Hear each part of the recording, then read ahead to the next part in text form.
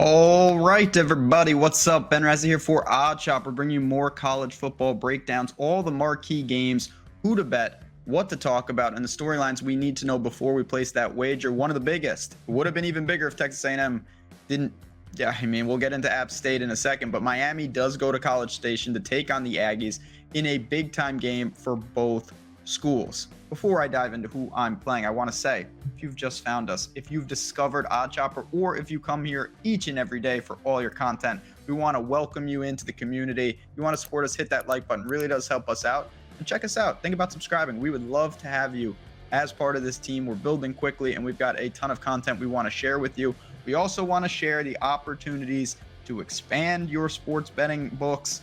BetMGM is doing just that. If you're a new customer, use the link in the description of this video. Scroll right down. It's in the pinned comment as well. And think about depositing because they're doing the bet 10, win 200 if either team scores a touchdown. We know that's going to happen.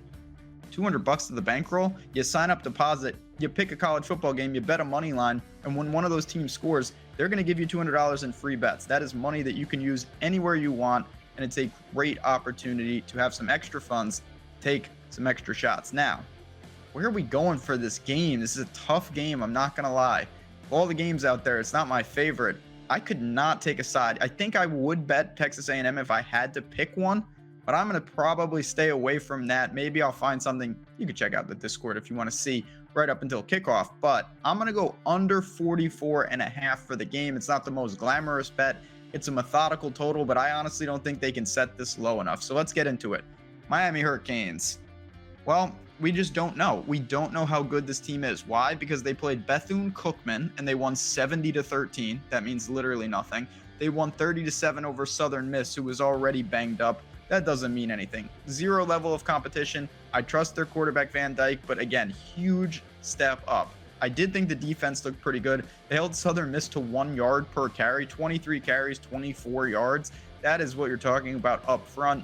Again, Texas A&M's better than these teams, but I do think Miami's defensively will travel, and they could cause some problems for a Texas A&M team. Oh my goodness. App State comes in, the Giant Killers themselves, and beats them 17-14 last week.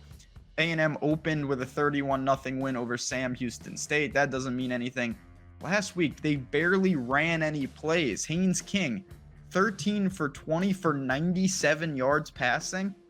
Oh, man. App State ran the ball 52 times on the defense. They didn't have a ton of success. They only averaged 3.5 yards per carry. A&M's front held up great.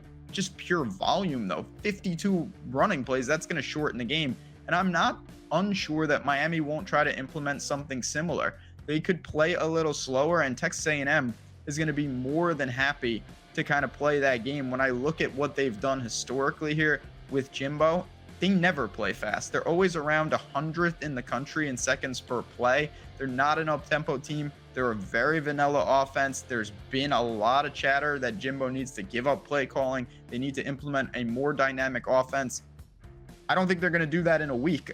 It wasn't happening last week, and I don't really see it changing here. Miami's more of the wild card when we dive into this bet. They last year played very fast. They've shown that at times. They have not shown it at all this year. But have they really needed to?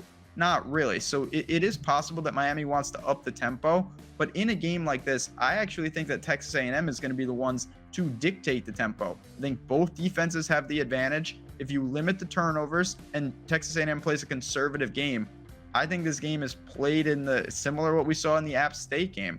Could be 1st to 21 wins, something along those lines. Points are going to be at an extreme premium. And for that reason, I do lean under 44.5. Go to OddsShopper, make sure if there are 45s out there. Obviously, I'd prefer that. You get push equity with 24-21, but I'm seeing 44.5s out there, and I'm still okay with that number. I think when we look at these teams, when we look at this breakdown, don't see any big offensive advantages for either side, and the way that Texas A&M plays methodically in terms of pace, I think that drags it down even further. If you're looking for more bets, additional games, some of our favorite bets for the channel, come to the right place. Just check out all the other videos, shop around, see what we've got going on.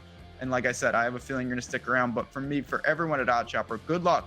Enjoy all the games around the country, including this Miami Texas A&M one, and make sure to take advantage of that BetMGM offer if you're looking to expand the bankroll. Until next time, everyone, let's cash the tickets I'll talk to you guys soon.